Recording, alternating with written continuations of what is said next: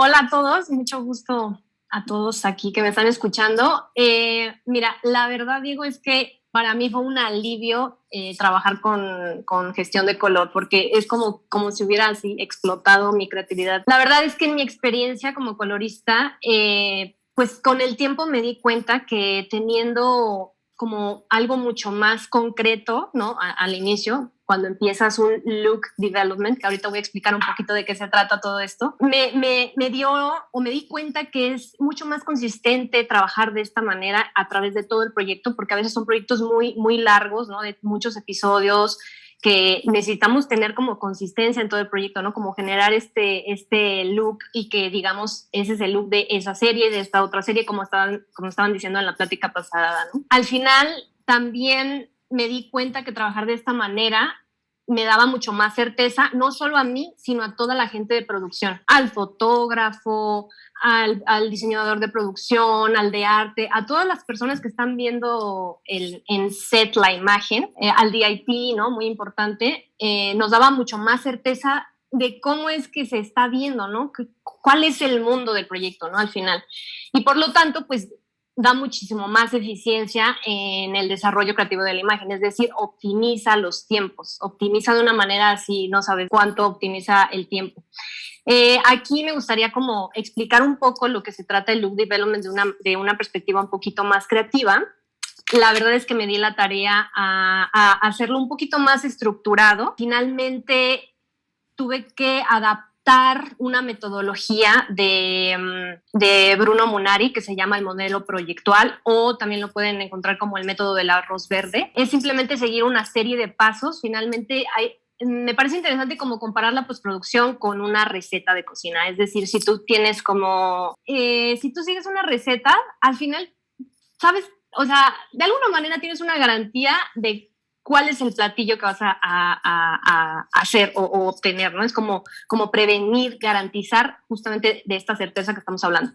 Entonces, finalmente, como para ejemplificar un poquito mejor toda esta parte de look development, hice una especie de proyecto imaginario, vamos a imaginar, en este caso, para poderles explicar el paso a paso que yo llevo a cabo en cada uno de los proyectos, y bueno, que se va puliendo y se va puliendo. O sea, al final, en este proyecto imaginario, vamos a suponer que es una serie de 15 capítulos, ¿ok?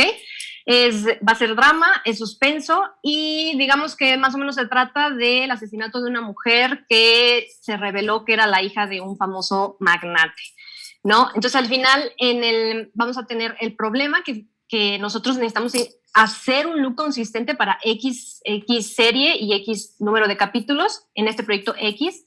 Vamos a definir el proyecto, que es el nombre del proyecto finalmente, y en el siguiente paso vamos a ir como ya desmenuzando, desglosando los elementos del problema. Es decir, vamos a tener como dos grandes categorías, que es en los aspectos técnicos y los aspectos creativos. De los aspectos técnicos, finalmente vamos a trazar toda la ruta técnica de workflow y de color management. Y los aspectos creativos es lo que vamos a sacarle como todo este juguito al proyecto, ¿no? Como decir de qué va el proyecto, cuáles son las paletas de color que queremos usar, etcétera. Todos esos aspectos creativos que vamos a ir desmenuzando en el proyecto.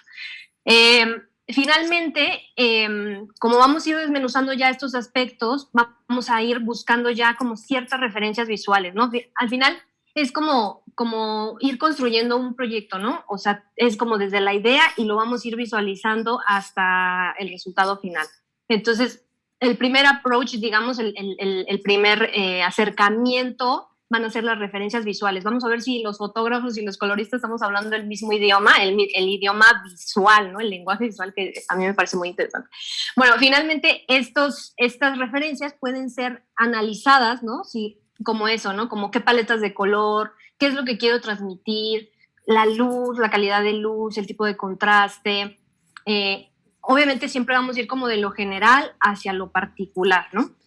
Aquí ya condensé unas referencias donde vamos a ver que tenemos una paleta de anaranjados, amarillos, porque suponemos que en este proyecto imaginario que les estaba comentando del asesinato de una mujer, bueno, pues se quiere representar que este amarillo naranja a lo mejor tiene que ver con algo de riqueza, del magnate, la mujer, ¿no? Se quieren ir como expresando cosas a través del contraste, crear como este misterio, tal vez, conjugar y resaltar luces cálidas con frías, ¿no? Digamos, eso es como particular de cada proyecto, pero esto nada más fue para ilustrar un poco mejor. Una vez que ya tenemos estas referencias visuales, entonces sí ya nos ponemos creativos en el aspecto de pues, ¿cómo le vamos a hacer? O sea, ¿cómo vamos a diseñar este flujo de trabajo, tanto técnico como creativo, ¿no? Para eso necesitamos saber con todo el equipo de producción y de postproducción, pues, cuáles son los recursos que tenemos, ¿no? O sea, qué tipo de corrección de color, cuál color management, qué software, qué monitor, cómo lo van a monitorear en set, cómo lo van a trabajar en post, etcétera, ¿no? De ahí partimos a que es muy importante tener como pruebas de cámara, ¿no? O sea, al final, no solamente me estoy refiriendo a estas pruebas como las pruebas técnicas que ya muchos conocemos, ¿no? Como de lentes y de resolución, etcétera, pero las pruebas como más creativas, es decir, las que representan cómo se va a ver el proyecto al final. Entonces es muy importante tener en estas pruebas que tengamos como la mayor representación posible en términos de arte, vestuario, tonos de piel, en general, como para de ahí poder sacar, digamos ya ahora sí como colorista, sacar el look, digamos, de cómo se va a ver el proyecto ya finalmente, ¿no? Entonces, en esa etapa se empieza a hacer como una serie de prueba y error, de estira y afloje con el fotógrafo. Empezamos como ¿cómo se llama? Ay, suena la campanita aquí en mi casa. A probar. Sí, a probar. A probar con el fotógrafo. Una vez que dijimos, ok, este look, creo que ya estamos como muy puestos con este look, vamos a implementarlo en los dailies. Finalmente hay que ver como que el look se está trabajando de una manera en work in progress. O sea, finalmente, al trabajar así, como ¿no? Estos layers que van empezando desde la pre hasta la post, y que a lo mejor uno de esos layers mismo en la etapa de producción, con todo el equipo de DIT, pueden ir agregando, ¿no? Y puliendo el look, o sea, cada vez más y cada vez más, para que cuando ya llegue a postproducción, ya esté una base muy, muy sólida de lo que se va a ver en la serie, ¿no? En el proyecto. Y finalmente, pues esa sería nuestra solución, ¿no? La apariencia visual ya general de todo el proyecto, de final, cómo va a quedar. Entonces, aquí... pero antes de eso, Ana, me gustaría preguntarte algo, y es lo siguiente, tú nos estás diciendo que desarrollas un look desde el principio, y eso va hasta el final, y se conserva, llamemos como esa intención creativa, pero, por ejemplo, a mí me ha pasado cuando a veces hago series, o a veces hago novelas de 70 capítulos, y no sé si les ha pasado en mi chat, que el primer capítulo queda bonito, el segundo va bajando, y el último es algo totalmente diferente al otro. No sé si en el chat les ha pasado eso, pero como que uno va y ya vemos, uno no quiere eso, pero todos sabemos que en el primer capítulo nos da tiempo y en el último, por muchas cuestiones, esto se empieza a perder. Tú has trabajado en estas series de Netflix como Oscuro Deseo, Yankee, El Club. Esta técnica de trabajar bajo una gestión de color te ayuda a mantener ese look durante todo el proceso. ¿Crees que también eso te permite agilizar tus procesos de color? Así te digan, bueno, tienes 4 días, o tienes 5 días, o tienes 2 días, ¿te ayuda a agilizarlo? Cuéntame un poco de eso. Sí, la verdad totalmente, o sea, es como el día y la noche trabajar de esta forma, porque digamos que tienes una base muy, muy robusta, o sea, estás trabajando el look desde la pre, entonces es muy difícil como que nos sucedan ese tipo de cosas, ¿no? Como el capítulo 1 quedó hermoso y el capítulo 10 ya no tiene nada que ver. No, para nada, porque al final todo el trabajo que estamos haciendo desde pre, no es como que se echa a la basura, o sea, se usa todo el trabajo, todas las personas que estamos involucradas en hacer el look, en desarrollar el look, se va utilizando. Entonces, conforme más trabajo pongamos en esa etapa de pre y de producción, la post, ya cuando llega la post está muy, muy sólido el look, ¿no? Pero al mismo tiempo es flexible porque tú puedes ya modificar dependiendo de la escena, de cómo va la narrativa ya de manera cuando ya está editado, ¿no? Porque cuando se está produciendo decir realmente no está editado y a lo mejor sufre muchos cambios y también dirían, ay, pero a lo mejor se limita demasiado, pero no, porque estamos partiendo justamente de la gestión del color. O sea, vamos a juntar como es el hermoso matrimonio entre lo creativo y lo técnico. Está muy bien. Y entonces tú dices que, por ejemplo, esas conversaciones que uno tiene con el colorista de intentar entrar a la cabeza de ellos por medio de referentes, preguntas, y que uno lo hace siempre al final porque es postproducción y uno tarda un buen tiempo, llamemos unas buenas sesiones hasta que por fin le apunta. Prácticamente tú con gestión de color al principio ya haces eso y después ya al final lo que te queda en el proceso de color es mejorar eso que se habló desde el principio, ¿cierto? Totalmente. Sí, totalmente. O sea, esas referencias, pues siempre producción busca esas referencias, ¿no? Finalmente el fotógrafo hace su libro de estilo y tal, pero yo siento que también como colorista, o por lo menos en mi caso, yo también busco referencias. O sea, yo también quiero hablar ese lenguaje desde antes, ¿no? Desde antes de hacerlo, como para también, ya cuando ya te toca hacerlo, como que ya tienes, por lo menos mentalmente, qué mover, o sea, qué hacer, qué va a pasar. Obviamente hay una etapa súper bonita de experimentación donde estás súper jugando con el material y la textura y tal, pero como que le vas agregando más, pues sí, más caché, ¿no? Si quieres te enseño estos ejemplos. Exacto, te iba a decir un poco ya para verlo. Todos dijeron, bueno, con el diagrama de Juan Diego, dijeron, no me lo quiten. Pero realmente queríamos hacerlo un poquito más humano. Y creo que, Ana, aquí nos puedes mostrar un poco cómo se vería una imagen, llamémosla revelada, después con un look en progreso y después cómo termina. Y si nos puedes explicar un poquito ese proceso. Sí, exactamente.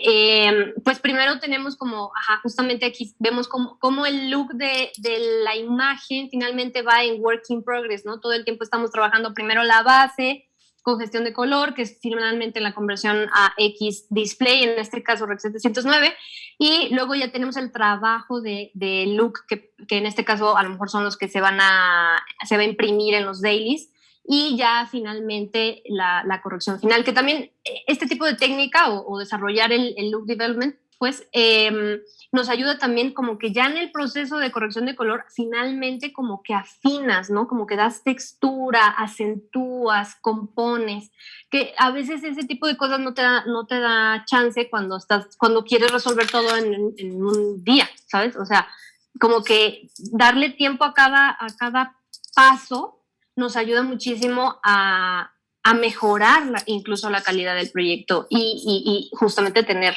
consistencia a través de todo el proyecto. Entonces, estos son unos ejemplos como para que ustedes pudieran ver un poco mejor cómo es que funciona un work in progress, ¿no? Como ir viendo, ir puliendo. En este caso, finalmente va acorde a este mundo imaginario que les decía al principio, ¿no? Como que se estaban utilizando los naranjas, un poquito de rojos, amarillos, donde la paleta de color se decidió así, por ejemplo, en este proyecto. Y cómo fue sucediendo el tratamiento de la imagen, ¿no? Finalmente, se fue esculpiendo. Ese es el look in progress. Ajá. Preguntarte ahí algo, y es, cuando tú empiezas a hacer ese look, llamemos en el test de cámara, tú ya haces un look final pensando quiero que se vea así, o lo que haces es hacer ajustes tonales para dar una característica de color al show. ¿Qué precauciones tienes un poco también y qué piensas en ese momento ya de decirle al fotógrafo quiero esto o queremos esto? Ajá, depende mucho del proyecto, ¿no? O sea, finalmente, a lo mejor hay proyectos donde sí hay cosas muy, muy específicas, por decirte algo, el rojo lo queremos así súper encendido, cosas así, ¿no? Porque tienen que ver con la historia, o sea, finalmente todo, o sea, tenemos que pensar que en este tipo de proyectos lo que nosotros estamos haciendo es siempre soportar la historia, ¿no? Al final, a lo mejor en esa historia el rojo era muy importante, o el verde o el azul, entonces, o no solo los colores, sino la textura, el contraste, etcétera. Entonces es importante tener eso en mente como colorista, o sea, también saber pues de qué va la historia, ¿no? O sea, como para poder saber hacia dónde mover la imagen, ¿no? Hacia dónde tirarla, ¿no? Por así decir.